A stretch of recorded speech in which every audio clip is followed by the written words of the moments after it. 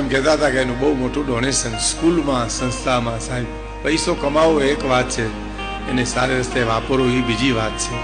પૈસો કમાઈ શકાય છે, પણ એને સદ રસ્તે વાપરવો એ તો બહુ મોટી વાત છે. એ પરમાત્માની એટલી જ કૃપા જોઈ.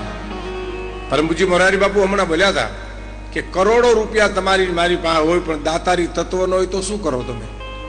હાલો લ્યો કયો તો છાણાના મોઢવામાં રૂપિયાના ઢગલામાં કઈ ફેર ખરો?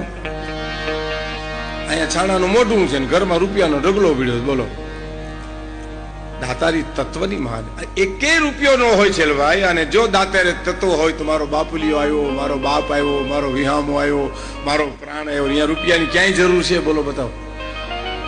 અને આટલો પ્રેમ કરે અને પછી લહણની ચટણી ને બાજરાનો રોટલો ને ખાટી છાશ ખવડાવે ને ત્યાં અમૃતનો ઓટકાર આવે સાહેબ. કારણ કે પ્રેમ હૈયામાં છે, પદાર્થોમાં પ્રેમ નથી.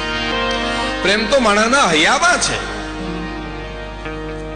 માણસ કેટલો હૃદયથી પ્રેમ કરી શકે.